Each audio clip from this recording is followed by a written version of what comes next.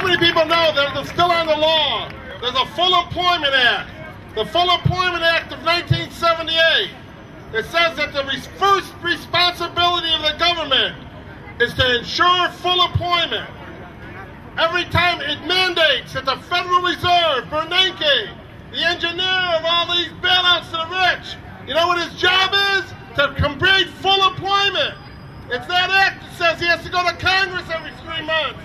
He's not supposed to be reporting about bailouts to the banks. He's supposed to be reporting about creating full employment. It's on the books.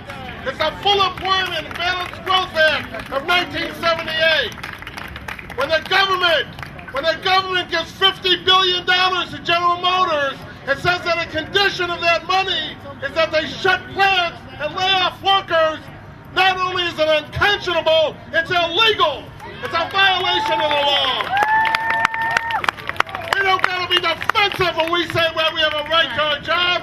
They're violating the law when they eliminate our jobs. But of course, for the workers, the only law is on the street. It's by taking over the plant. It's by mobilizing. That's our law. There ain't no law for the workers in the court. The law for us is on the street, and that's what this is all about.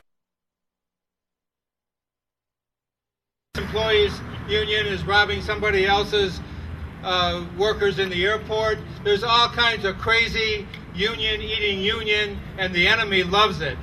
We need to not only not fight unions in Mexico, we need to stop fighting each other right here in Detroit. Now, the other thing I would say is that the hero worship for our president has to stop. I've been in Detroit since I was 4 months old, but for several years when I was in Chicago, I was an organizer on the south side of Chicago too. Organizers on the south side of Chicago know better than to get so isolated that they're not talking to the workers anymore. He may have talked to steel workers when he was in Chicago, but he's not talking to steel workers today. He's talking to Wall Street today. The Automobile Task Force is dead wrong. And they represent Wall Street, they don't represent us. And he's allowing them to tell him what we ought to do to save this economy. Closing 16 plants and allowing the Automobile Task Force to bless that is total brain dead economics. All of the communities that are going to be destroyed, that aren't already destroyed as a result of that decision, does not make any sense. Why should we trust Wall Street to talk about economics when Wall Street got us in this horrible mess we're in right now?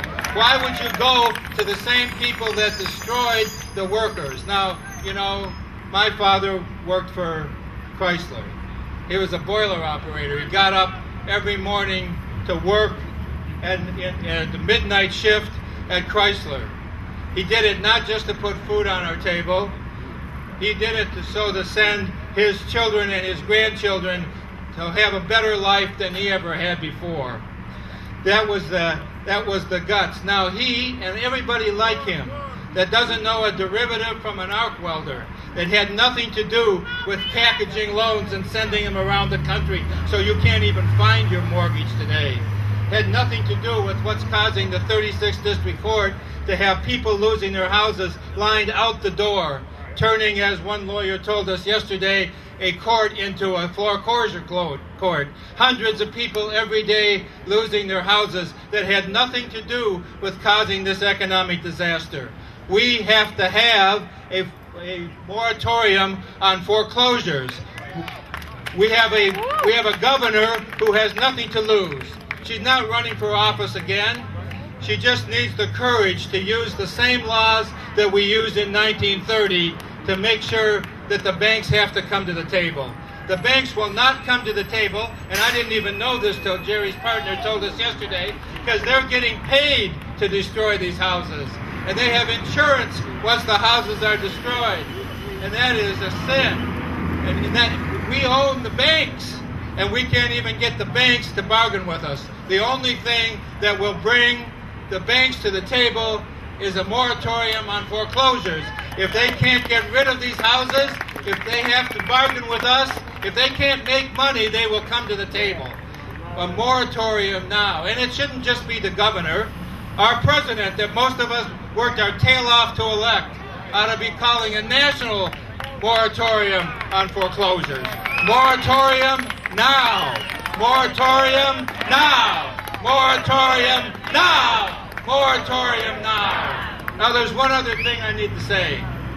If you're going to a church or synagogue or mosque that isn't out here, then you need to get up in the announcement period the next time you have a service and ask people if they're going to stand with the workers. And if they're not going to stand with the workers, what in the hell are you doing there? I don't get it. I don't get why you put your money in the plate. I don't get why you go to all the potlucks. I don't get why you support institutions that don't support you. I want you to think about going to the board of your church, synagogue, mosque, and ask them to support moratorium now. And if they don't, I want you to find a house that will. The religious leaders either need to be in the street, or in my mind, they're not religious leaders.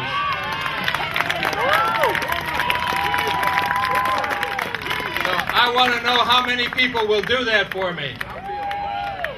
I want you to speak to your priest, your rabbi, your imam, the leaders of the church board. You want a spot on the church board meeting at the first opportunity. You want to call them to account for what's going on with your brothers and sisters. And if they won't come on board, find somebody that will.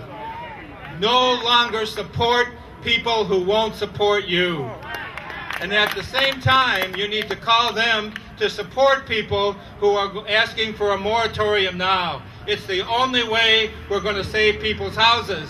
The folks, like you said, that are losing their jobs today will lose their house tomorrow. And we don't have enough lawyers like Jerry here to protect them. We need a moratorium now. One more time, moratorium, moratorium, moratorium. Thank you.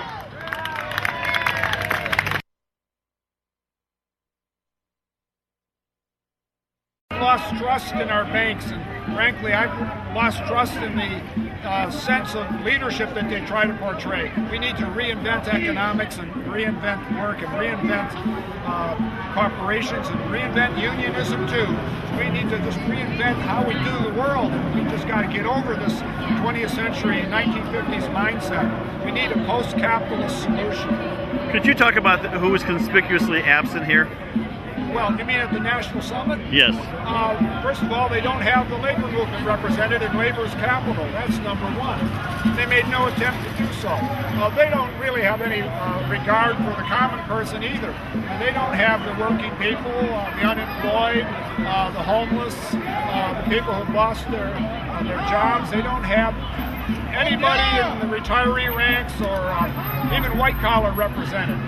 They don't really have the public represented. This is a closed circle of power elite, self-congratulating themselves that they can still get the Titanic into port. Ordinary people who said, I've had enough, and the only way we're going to have a chance. We don't have any lawyers that are going to help us. We don't have politicians that are going to help us. We don't have anyone that's going to help us. We got to help ourselves.